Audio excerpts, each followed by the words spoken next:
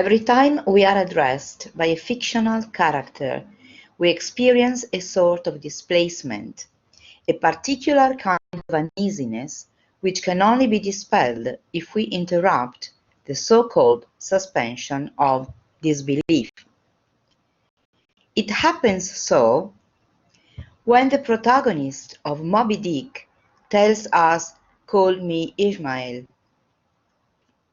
or when in Blade Runner Roy Batty says, "I've seen things you people wouldn't believe." We can close the book or switch the film off, but the question remains unsolved. Who is the owner of that voice? And why is it, or he or she, speaking to me? Dystopic narratives have explored these territories, ranging from simple otherness to highly complicated artificial intelligence, and showing us projections of a future life which is post-human under many aspects. What interests me here, however, is the plurality of post-humanity or post-humanism, the multi-layered identities which are just waiting to show up and interact with us. As Stevenson wrote in Dr. Jekyll and Mr. Hyde, others will follow, etc. He had realized as early as 1886 that even a double or split personality disease is necessarily just the first step towards a much more complex fragmentation or multiplication of the self. So, others have followed. Not inside men, but around them. Automata, robots, androids, and man-like machines populate science fiction and dystopian tales, all of them soliciting the same question. What is dystopian about them? My impression is that it is our society that is a dystopian world, where brand new creatures with no fault and with no original sin are simply coming to life and struggling for their own rights. So the real question should be, what is human? Science fiction movies have often focused their attention on the problematic nature of the human being and the difficult task of being human. The resulting anxieties about what we are and the condition of thingness we apply to the machines have been partially overcome thanks to computer science and bioengineering, which are making machines more and more similar to men and women. In Blade Runner 2049, things get more complicated in comparison with Blade Runner, because here there are more levels of post-humanity. On the one side, we have the same Nexus series replicants as in Scott's film. They are young, beautiful, sexy, and smart. Even though they are fake humans, they are almost undistinguishable from them. On the other side, we find another type of artificial creatures, that is, softwares. They, despite their intelligence, do not have a body. Now, if a replicant is virtually identical to a human, how can a software be accepted as identical or even similar to us? What film director Villeneuve focuses on is the question of what human is and means in a society that has already learned how to do without the body, but is not yet able to cope with this condition. In other words, the notion of identity, a word which has the same root as identical, reveals a strong bias, being more easily perceived as related to the visible and touchable physical body frame than to ethereal intelligence or emotions. As a consequence, we have to consider such bodiless intelligence as our true and radical other. The term artificial intelligence dates back to 1956 and has greatly developed since then. In 1991, Daniel Dennett described consciousness as an environmental effect of biochemical processes, thus opening the way to the possibility of a conscious cyborg. And in the same year, Donna Haraway wrote in a Cyborg Manifesto, quote, "The machine is us," unquote. In 1994, Marvin Minsky welcomed machines as new emerging identities in an evolutionary process which is not concluded with man as we thought. In 1999, Ray Kurzweil calculated that between 2020 and 2030, computers would reach the complexity of the human brain. And at the end of the 21st century, machines and human beings could be undistinguishable one from the other. In 2007, Sidney Perkowitz argued that intelligence isn't the same as consciousness. Although there's no sign of consciousness or emotion in real robots and computers, films directly or implicitly give artificial minds these qualities. And in fact, several films, among which Hair and Machina, approach the subject from the assumption that the artificial intelligence already possesses consciousness. Things get much more complicated when we deal with an artificial mind which does not have a body. At the beginning of this century, Lyotard posed a crucial question when he asked, "Can thought go without a body?" Today we know that the answer is yes, at least in fiction. Nonetheless, are we ready for this? And other questions arise, such as, are we ready for a digital partner? Is gender necessarily linked to a body?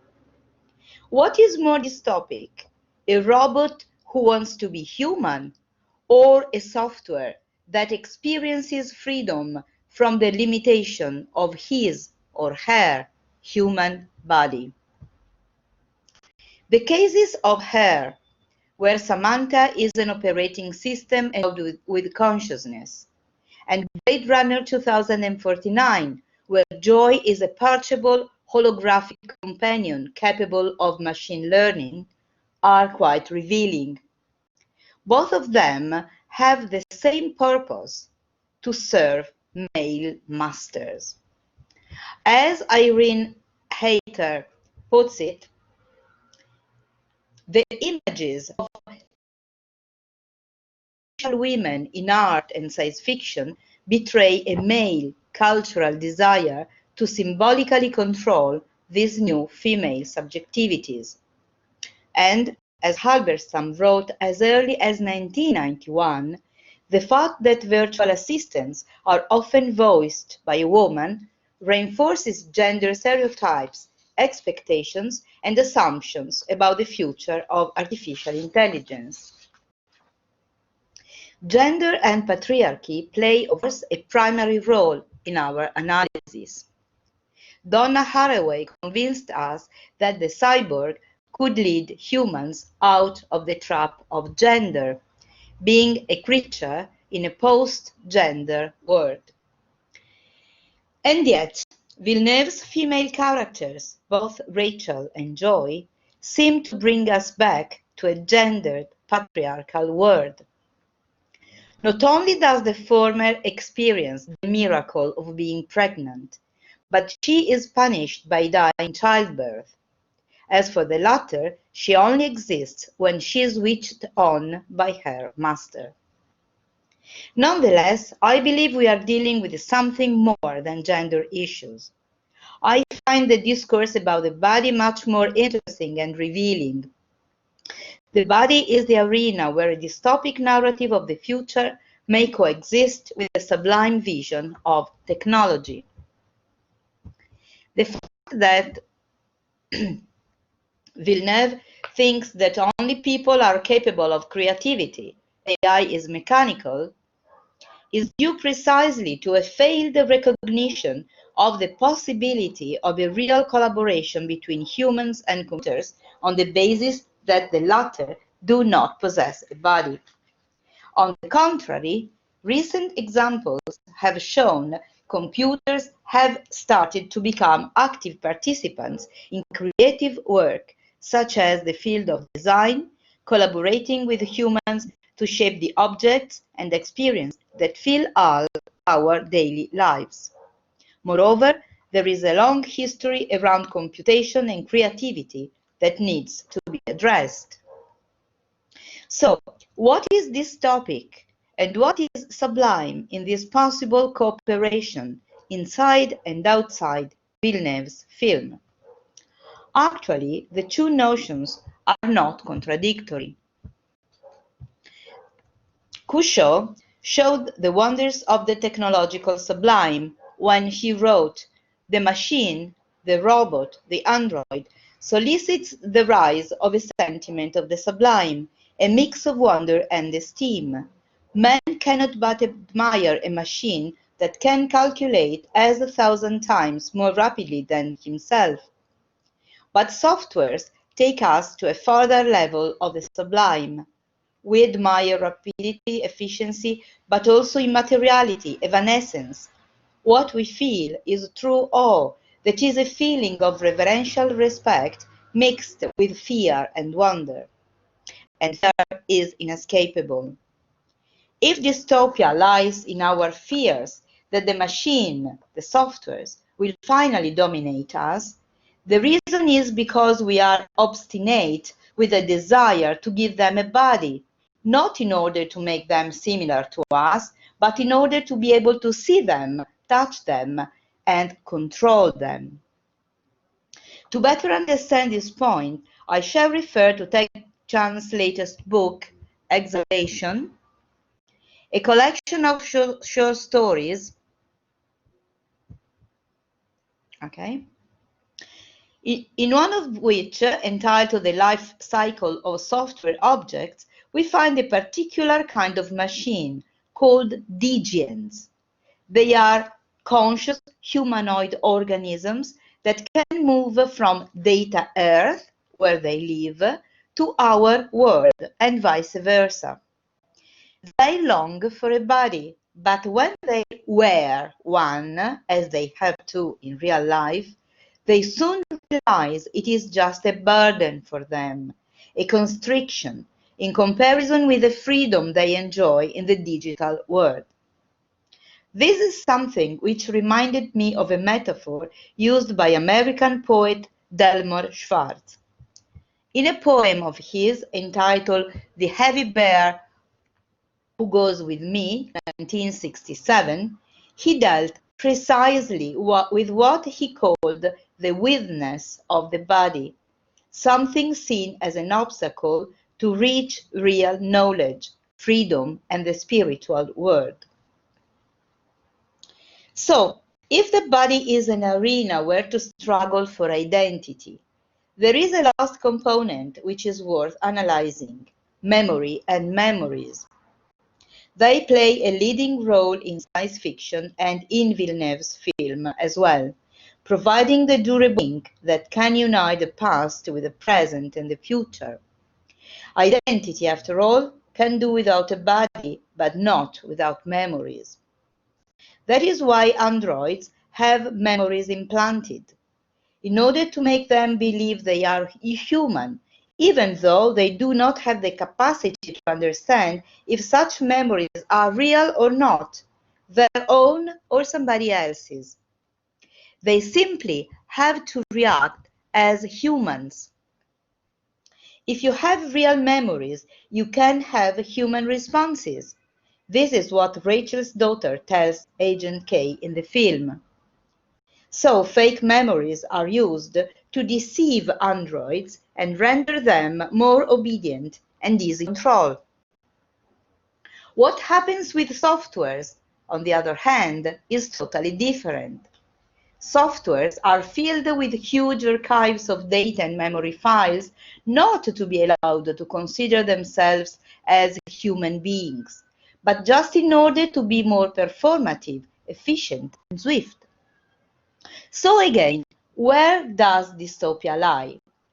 I think it lies precisely in the human incapacity to get rid of the heavy bear and to accept a genderless society, a non-biological evolution of the species, and a coexistence with invisible, bodiless form of life. The miracle of maternity, performed by replicant Rachel, is at the core of the film, and yet it is not so surprising, since we already know that female cyborgs are often culturally coded as emotional, sexual, and often naturally maternal. Descartes' quest for his lost daughter is not surprising either, since the theme of the father-child recognition is a very old one. And Agent K's wish to discover he is a human being is deeply touching, but nevertheless trite. So, is there anything new with respect to many other stories and films? Well, the only original element I do find here is in the subplot, in Joyce coming to life and dying. This is dystopian. This is disturbing. This solicits a new and radical form of compassion on our side. In conclusion, I think we should try and answer these questions implicitly posed us by the film. First, are we really concerned with the future of humanity or just with the fantasies of male consumers?